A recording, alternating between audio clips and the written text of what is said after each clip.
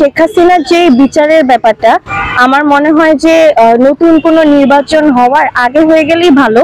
কারণ এখনো মানুষের মধ্যে ক্ষোভটা আছে, বা যেই এত বছর ধরে মানুষের যে অধিকারগুলো ক্ষুণ্ণ হয়েছে বা হকগুলো নষ্ট হয়েছে, এগুলো আমার মনে হয় যত দ্রুত করা সম্ভব বা যত দ্রুত এটার চেষ্টা করা সম্ভব তত ভালো বিচারে। কারণ যত ডিলে হয় তত ডিনাই হয়। তো যেখান থেকে যেমন চুরি বা হচ্ছে বা এরকম হচ্ছে এগুলোর আসলে হিসাব দেওয়া উচিত আর তাড়াতাড়ি হওয়া উচিত।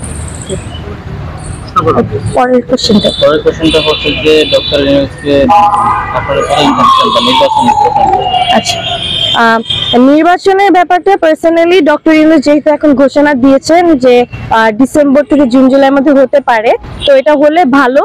তবে আমার মনে হয় যে সাধারণ মানুষরা এবার এই রমজান মাসে, তারপর এবার ঈদে যখন বাড়ি ফেরার সময়, রমজান মাসে বাজার করার সময় যেরকম স্বস্তি পেয়েছে, এটা মনে বিগত কয়েক বছর পর এরকম অনেক বছর পরে মানুষ এরকম পেয়েছে। তো আমার মনে হয় যে এখন যে ডক্টর ইউনূসের সরকার আছে, এটা হচ্ছে 3 বছর বা 5 বছর এরকম বাড়লে আরো ভালো হতো।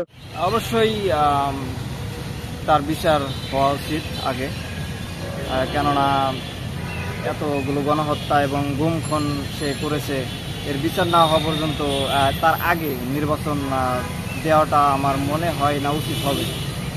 তার বিচারের আওতায় এনে সাধারণ জনগণের যা চাওয়া পাওয়া আছে সেটাকে শুনে তারপর নির্বাচনটা দেওয়া উচিত। আর পরবর্তী যে নির্বাচনটা যে দেওয়ার কথা হয়েছে, তো এর মধ্যে আপনার মতামতে কি নির্বাচনটা কখন দিলে ভালো হবে, সুষ্ঠু নির্বাচনটা কখন দিলে ভালো হবে? হ্যাঁ, আমি মনে করি নির্বাচনটা এত তাড়াহুড়া করে দেওয়ার কোনো প্রয়োজন দেখছি না আমি। এখন ডক্টর ইউনূস হয়তো কয়েকদিন আগে ঘোষণা দিয়েছে এই বছরের সম্ভবত কি মাসে, ডিসেম্বরে নির্বাচন দেওয়ার কথা।